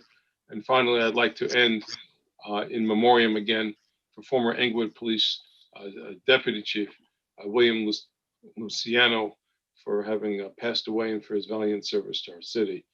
May God rest those that have passed due to COVID. We had 3 deaths in this last several weeks. Our thoughts are with you and the families that are suffering. And again, may we be safe.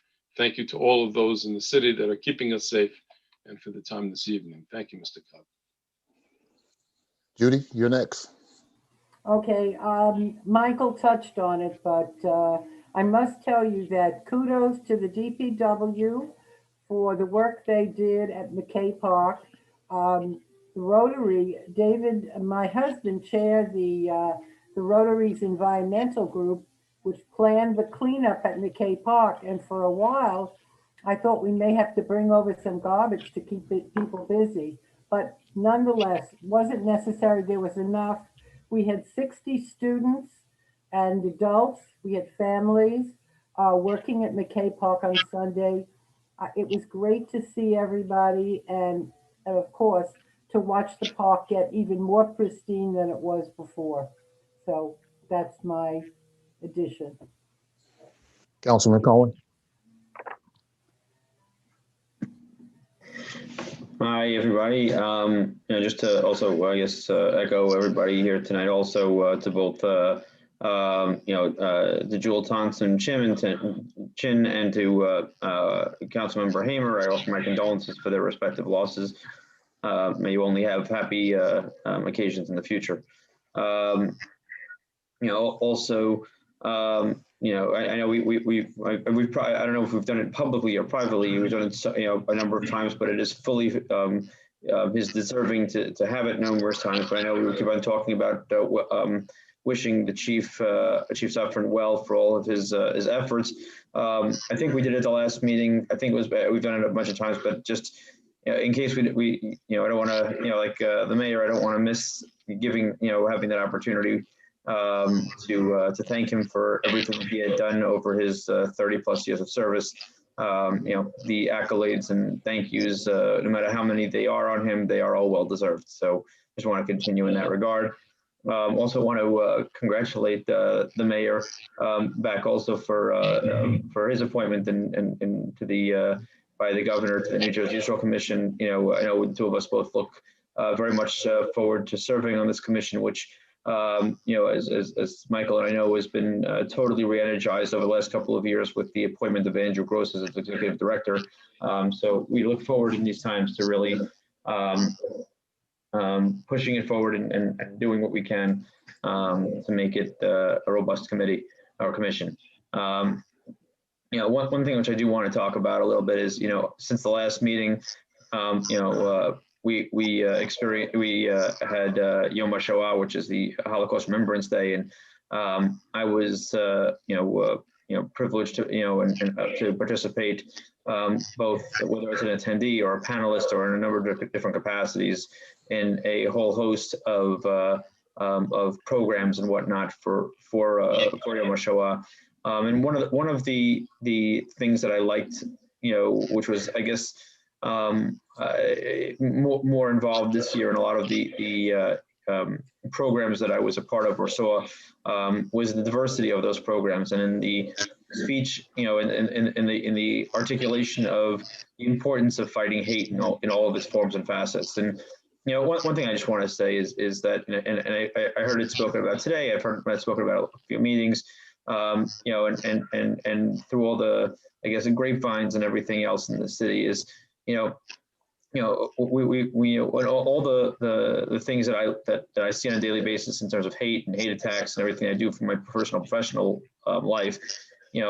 I see time and time again, people on all these sites and blogs and posts and whatnot in our own city, are constantly trying to play got you games and constantly trying to, ridicule and offend and harm and hurt, it doesn't matter for people if they have information or don't have information. There's this negativity out there and this hate out there. And when we talk about, committees that we have, whether it's traffic advisory or whether it's other ones, and we talk about trying to recruit people for those committees. One of the reactions I get, regularly is I'm watching all of these sites and I'm watching all of what's going on and I'm watching, everything that's being spewed, and I don't want to be a part of that. I'm afraid of being in those kinds, in all of that. I just, coming off of Holocaust Remembrance Day and thinking about these kind of things more and seeing these kind of things where people are attacking our city employees, they're attacking people on this council, they're attacking people everywhere, just because it's, I guess, a game at this point. We all do better when we're working together towards positive. We're all do get better when we're working together to move our city forward. We all work better when more and more people want to be involved in our city because they think it's a good place to be involved in. We recruit better people, for our jobs, for our city jobs, for our, whether it's our electeds, whether it's our commissions, whether it's our task force. I just, I look at everybody, who's listening to this, just give it a thought before you start attacking and going negative. Everybody on this council, regardless of our potential, differences, and everybody who's works for the city or works on these committees, we all have, families, and we all have jobs and things that we can be doing. And we do this out of the love for our city, and we're not perfect. We all make mistakes.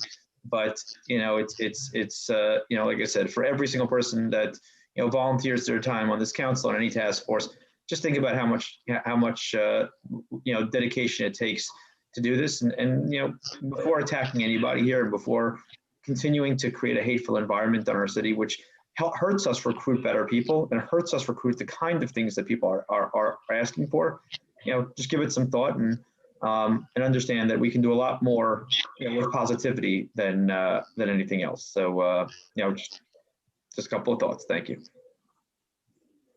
Ken? Thank you. Yep. And I join the rest of the council members in acknowledging, the justice and accountability was served in the murder of George Floyd. I know it's a very emotional night for the country, and some of the other things to talk about might seem trite, but it is the city council, so we should talk about things. Again, I also join the rest of the council in wishing our deepest condolences to our fellow council member Wayne Hamer on his loss, and may he know no further sorrow for many years to come. With regard to some things going on in the city, I enjoyed participating in Rotary's McKay Park garbage pickup, and I thought it was a great success. I had made a pledge to clean up the city, and I was glad to fulfill that promise. Sorry for the corny joke there. April 20th, ironically enough, is the day somehow has become devoted to marijuana. I'm not sure why, but so it seemed appropriate to address the new cannabis legislation. I mentioned this at the planning board meeting a few weeks ago. We're seeing that a lot of other cities are opting out until they know more about this legislation. The council has expressed the desire to hear from the community, and I greatly second that and approve of that. And I know the mayor has asked the planning board for their help in crafting any legislation that we do, and I think that's a fantastic idea, and I completely endorse that as well. A lot of this is going to take time. We're on the clock. It's actually 4 months from today that the legislation would have to be passed, and just with the mechanisms of introduction and second readings and community input, I just don't think we'll get it done in time. So I do believe we need to opt out for now, and we can probably get it done in shortly after that or in the early fall. I'm not completely clear if this is going to be a money maker or a money loser. In the New York Times last week, they talked about in Ottawa, these businesses are failing, and we certainly don't want to bring in businesses that are going to be an empty warehouse or empty greenhouse in the city. So I think we need to be very clever in how we do this. So I am endorsing opting out for now as we readdress it. At the first meeting of the year, I asked the question during public comment, and I said I think it should be the policy of the council not to talk during the public comment. That's their time to talk. We get a lot of opportunities to talk to the public. The question I was asked was, do I support a community center? And I said, I definitely do, but the devil is in the details. And I'm glad to say that at the last council meeting, we started taking care of many of those details. For the second year in a row, under the leadership of Council President Cobb, we passed a budget with a less than 2% increase. And it's very important that we get our finances in order if we're going to do something as expensive as running a community center. Also, we have been, and this is something that Councilman Hamer has been very adamant about, we have reduced our municipal debt this year. And again, we need less debt if we're going to do something expensive like building a first-rate community center. And our debt is at a lower interest rate. We've taken advantage of historically low interest rates. And New Jersey, Englewood really lucked out in the interest rate that we got, an incredible one. I think it was about 1.4, so that was fantastic. And we introduced the cap bank, which also might be very helpful in building a community center. So I know everyone wants to see one built before next week's or the meeting in 2 weeks. Obviously, it's going to take longer than that. There are a lot of small steps that have to happen along the way. And last week we did 3 of those. And this is what needs to get done for something extraordinary to happen. It's not just going to be a snap of the fingers. It's going to be dozens and dozens of small steps to get to the final destination. And I'm glad to be a part of it. Thank you and good night. Thank you, Ken. Councilman Hamer. I just want to thank everyone for attending the meeting tonight, and thank you so much for the well wishes. They're very much appreciated. Thank you. Thank you, Councilman. I want to, along with my family, I send my condolences again to Councilman Hamer, but also to Jill Thompson-Chen. But also, we lost somebody who's worked in education for the city of Englewood for, I guess, 30-something years. Her name was Glenda Frazier McGee. The kids all know her, and we lost her over the weekend as well. It's a big loss, and she's also a classmate of mine as well. So we want to lift that family up as well. To Councilman Rosenzweig's comments, I want to make this clear because there's a lot of noise in town. I too support a community center, but we have to have the right financial structure to be able to pay for it and to run and sustain it. So let's be clear, I'm on the record saying I support it so that, people understand that and stop saying that, number one. Number two, there's been some scuttlebutt in town that we have made a deal to sell Liberty School already and things of that nature. So, and that's not true. If anybody comes to a council meeting, they know we haven't sold anything. We haven't even acted on it. But rest assured, we're going to keep moving forward, as Councilman Rosenzweig said, to come to some conclusion on this. And we are working on the RFP process, and that will give us structure and how we do this and provide full transparency on whatever is going to go on at the Russell Major Liberty School site. So we're going to be fully transparent with that. I was involved and had the opportunity to go join Judy and others at the Rotary this past weekend as they did the cleanup. And I actually will say that Ken fulfilled his duties helping clean up McKay Park. But I also had the opportunity, and I just wanted to say that the young lady came on today. In the meantime, the POP program is a fantastic basketball program that they got going on for our young people, and they feed them as well. And I guess the numbers somewhere at 50, 60 kids or whatever. It's a tremendous turnout. And they also did, as she said today, they did flag football. So we're starting to open up a little bit. The Little League folks are also getting ready to get engaged, and the fields are looking good. So we're looking forward to seeing that. I visited Gagliardi Field and I also visited Herring Field to make sure that these fields were in good shape. I think that we're doing some tremendous work on the recreation side, along with DPW, to making sure that these people, when these fields and things open up, that they will enjoy themselves, and that's the goal. I had a phone call with board president Sam Trusty, and he shared some information with me that he wanted me to share with the council and the public. We have it's the BSU members, and I guess that's the Black Student Union members. And during the time of the pandemic, these kids continued to strive for excellence and working hard. And I just want to call their names out and some of the things that information that they were provided to me by the board president. Samantha Wilby was admitted to 20 schools. Varon Garrison received a scholarship to continue to play football and academics at Georgetown University. Christopher Butcher got accepted to 6 Ivy League universities. Then we had Aaliyah Beckford, Leshreen Brown, Janae Wilson, Madison Byers, Sonia Randolph, Khalil Simmons, and Ayanna Lewis. All together, these kids have gotten over $1 million in scholarships and grant money. So, you know, they are doing some good things up there at Dwight Moore High School, and we needed to uplift those young folks. And I think that there's a lot of work to do.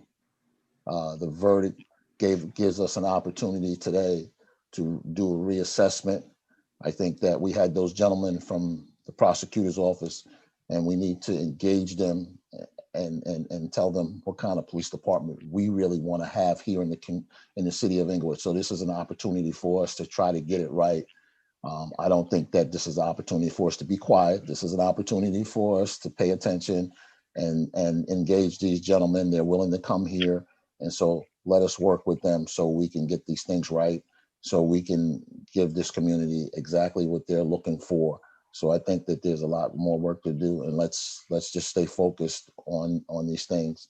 There's a lot going on. So with that, I'm going to hand it over to the city manager for her comments. And then after her comments, we're going to go, Mr. Bailey, you're going to take us into closed session.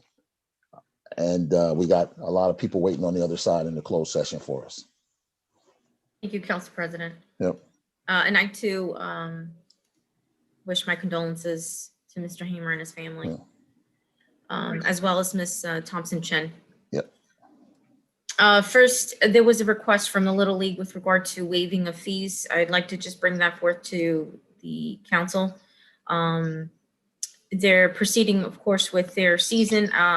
Their request is to waive the fees for the application. This is an attempt that this is a partnership with the city. Of course, we want to make sure that we're promoting a healthy and safe environment during these times. And again, it's important for our kids to get out there and do sports and be engaged to some degree.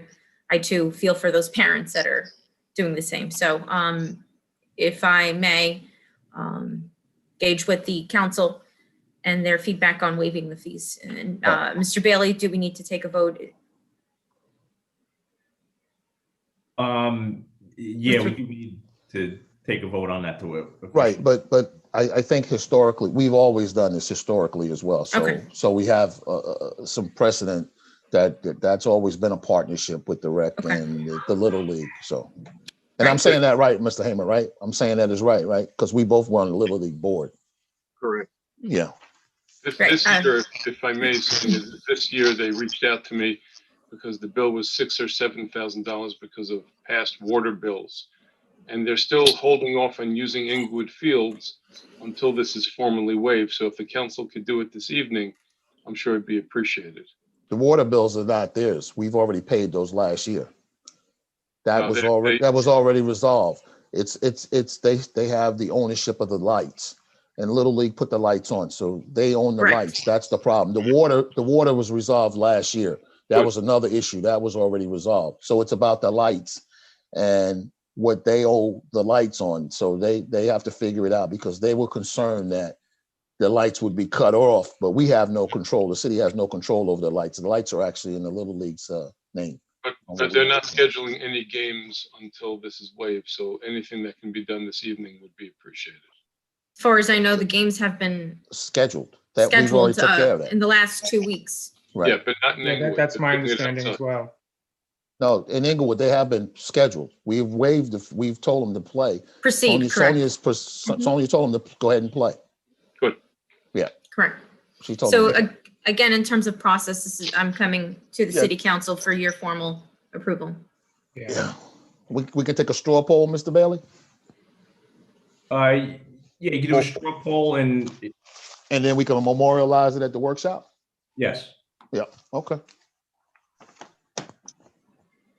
All in favor? Aye. All right, thank you, Charles, for taking care of this. Okay. The next item I have to report to everybody, and hopefully by now everyone has seen it, is the first spring edition of the Englewoodian.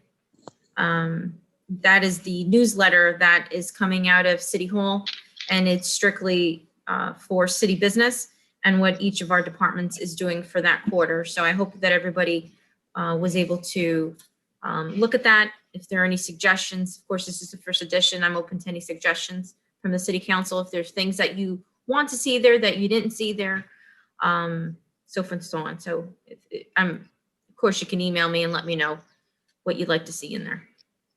Okay. And the third item that I have here and final item is for the last 3 weeks, I have gone ongoing communication with the Bergen County Housing Authority, their social services department, the Bergen County Prosecutor's Office regarding this homelessness issue. It is a very apparent issue for those that are at McKay Park, the parking deck and other areas. We want to make sure that we address this appropriately because, as you all know, a lot of these issues deal with mental health issues. So we've been working closely on trying to mitigate and encourage and making sure that people are afforded housing, resources. So we're doing a case-by-case analysis. I'm going to provide the council with our game plan, but at the next meeting, May 4th, the Bergen County Housing Authority and the social services people would like to make a presentation just to let you all know their presence here and what they plan on doing to help with the situation, the current situation we're dealing with. Tony, can I ask you a question? Sure. Are we going to put something together locally so we can handle this and then direct that traffic to the county? You know, do we have some boots on the ground here locally? You know, right. Part of the plan is that we have specific officers that are what they call CIT. And I apologize for the acronym, but there's a special training that has to do with dealing with the homelessness environment, because those boots on the ground, and I'm referring to the police officers, to address those issues is how we're going to then carry that on to the county. So that's part of the plan. Is our health department involved in that? Jim Federico speak. We haven't added him into the conversation yet because we've been mostly working with the social services department and the nurses over at the county. But certainly I'm slowly adding in different departments because it's affecting them, whether it's DPW, recreation, just so they know that. And I have let recreation know that we're dealing with the issue because of the presence within the parks. All right, that's it? That's it. You done? Mr. Bailey, you have the honor, sir. Be resolved by the governing body of the city of Englewood that at meeting closed session pursuant to subsection 7 and subsection 8 of the Open Public Meetings Act, dealing with pending litigation, contract negotiations, matters within the attorney-client privilege, and employment and personnel matters, and be it further resolved, discussion in the closed session can be disclosed to the public upon taking final action thereon, provided it does not constitute an undue invasion of privacy or violate the attorney-client privilege. And be it further resolved that although the council will return to open session to adjourn the meeting, it is not envisioned that it will take any formal action at that time. Oh, all in favor? Need a motion. Need a motion and a second to go into close. Second. All in favor? Aye. Aye. All right, we're going into closed session. Night, everybody. Good night. Good night, everyone. Good night.